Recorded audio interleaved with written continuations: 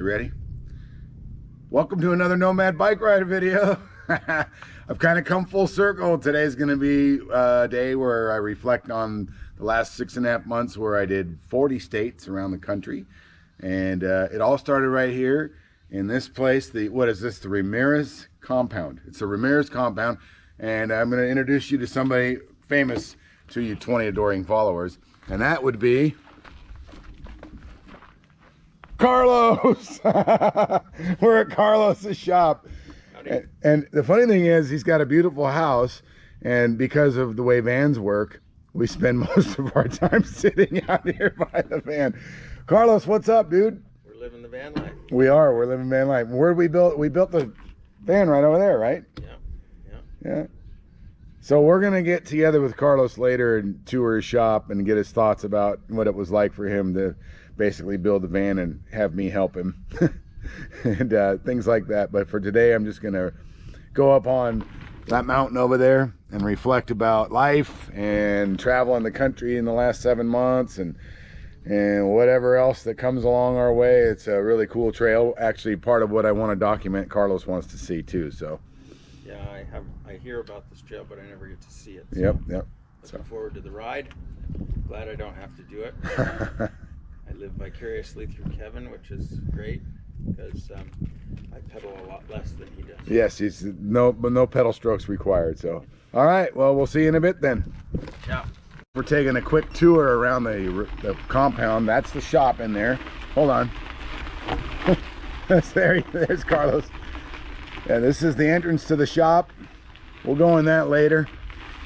And it's just what an awesome place it is here in Cape Creek, Arizona. Because you know, all the saguaros. It's just the classic Sonoran Desert, one of my favorite places in the whole world. And we're gonna ride a really special trail. It's special to me. It's called C4. That is Elephant Butte up ahead, and I think that on the right side of that is Skull Mesa.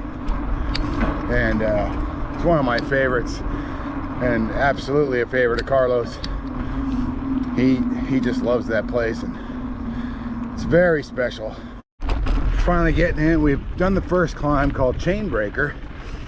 It touches on 20%, which is steep, and then levels out. There's the main climb. I think it's about 3 miles long, and it's a proper bicycle climb. But today I'm just cruising to show you around here. I generally try to push on this course. It's actually a race course. I need to look in to see if they're doing the races here. But anyway, this is Sonoran Desert in all its beauty, because it rained a lot this summer, which is really great. I haven't had rain in a long time in the summers, and you can just see the desert has exploded this year. It's just amazing. It's such a great contrast to the Mojave, which is, you know, very lightly vegetated.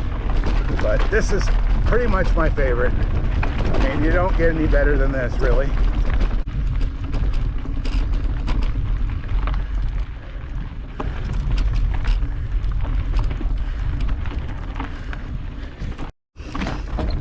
All right, this is kind of the entrance to the hardest part. A nasty climb. And with all the rain, there's a lot more rock. It's always rocky. That's awful today. All right. Got pretty much half or 2/3 of the hardest stuff behind us. I normally just keep going, but today I'm gonna take a breather. Show you Elephant Butte right here, right up there. Isn't that beautiful? Wow. What a place, huh?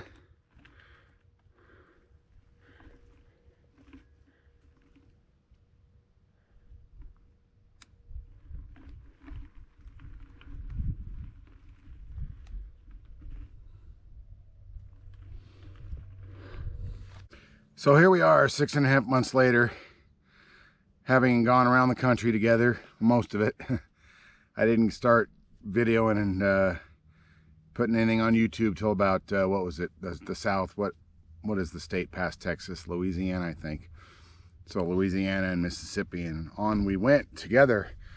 So it was 40 states. It was about 20,000 miles. Rode bikes in 35 of those states. Did a bunch of YouTube videos, something on the order of 60 something. And here we are, back in Arizona on a trail that I actually rode conscientiously because, you know, I don't take it for granted that maybe I'll ever get to come back here and see that beautiful place ever again. I mean, it's not a morbid thing. It's just, hey, you never know what'll happen. Maybe I'll meet the love of my life in some state and stay there with her, or maybe you know, something, an accident, whatever, you know. Maybe I'll just fall in love with the place itself and want to stay there. Who knows? But long story short, you know, here we are. We're back in Arizona 6.5 months later, and kind of cool the jets, do some remodeling in the van with Carlos, help him with some other projects, a big project he's got going on right now.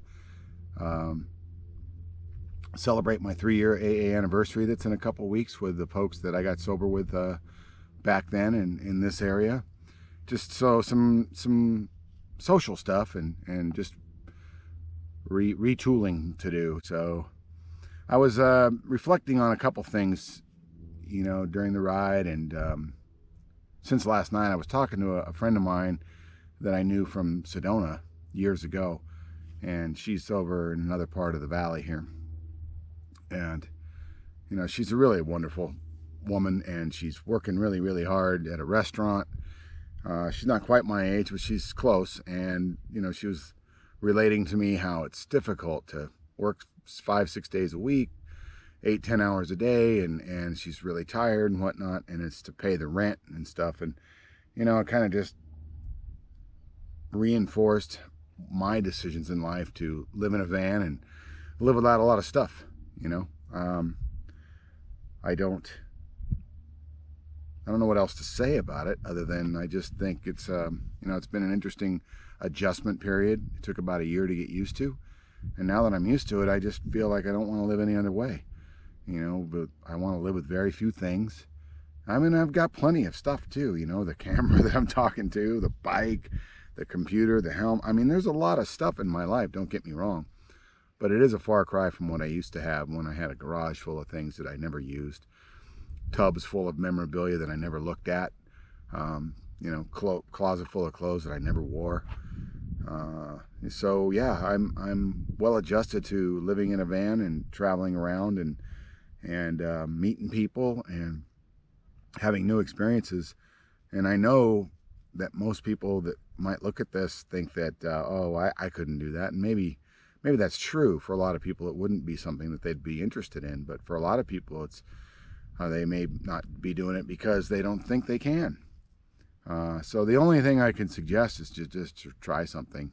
You know, we've heard that from other people in the videos, the interview videos, like the folks, was it Brian and Linda and Neil and Nita and so many other folks, you know. But anyway, I'm sort of rambling, but it's been a while since I've done a ramble video, so this is a good place to ramble too. It's one of my favorite places in the world. So I'm grateful to be here. I'm happy to have the health that I can do something this strenuous and see these beautiful places, bring you along for the ride. So I'm going to shut up now, hydrate a little bit, maybe eat a gel and some electrolytes, and then finish this course. The course itself is like 22 miles. With about 2,000 feet of climbing. So it's a proper bike ride on a mountain bike. And as you've seen, it's very rocky. So stay tuned for just some more riding action. And we'll finish up this ride and move on. So this section's always been tough because of the rocks. And I've said several times that the rain has made it worse. And the reason that the rain makes it worse is it washes all the loose dirt away and exposes even more rock, which, as you can see, is nasty because those little softball-sized, baseball-sized rocks are loose. So you get up on them and they roll away as you're rolling over them, causing a lot of havoc. So the remedy is to try to roll through it. Don't allow the bike to really slow down too much. Certainly don't use the brakes if you can avoid it, so that you can roll past it. But yeah, you get in a corner like this, of course I'm on the brakes and it's really dodgy. This section's always been a mess, but look at it now.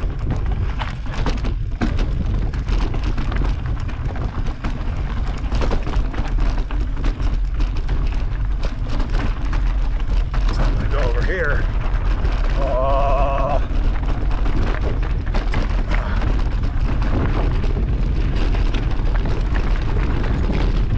Woo. So we're coming around to a really short hill over here. You see it up ahead of us. Probably doesn't look like much on the camera, but this is about as unpleasant a section as you'll get in bike riding. So I'm gonna shut up and ride up this doggone thing.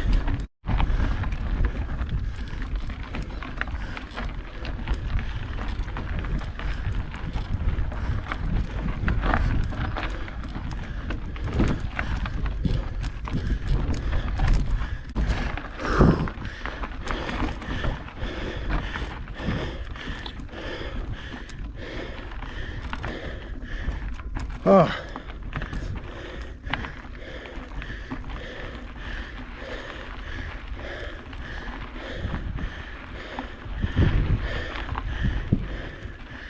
That's nasty. Now we get to go downhill, but it's every bit as hard. Watch this.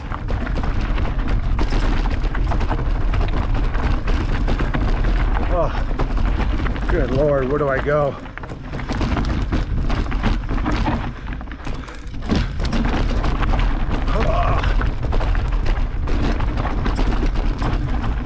Here. I'm cheating today. The main line is completely obliterated in some spots. Oh, good golly. Whew.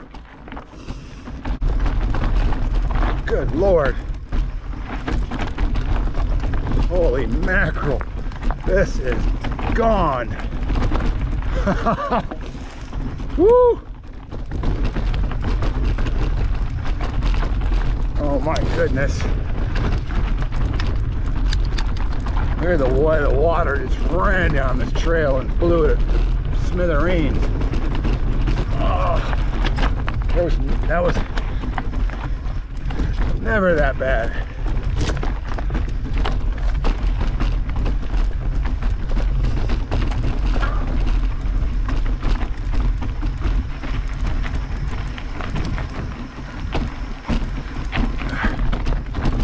Used to be dirt there.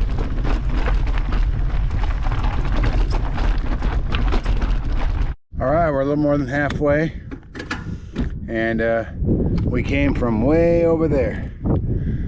So we're coming into one of my favorite sections.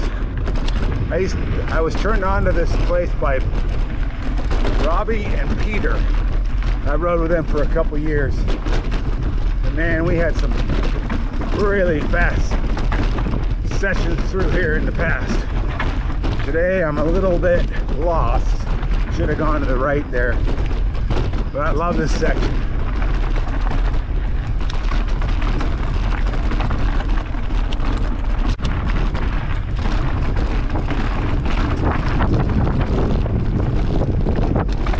What's up, brother?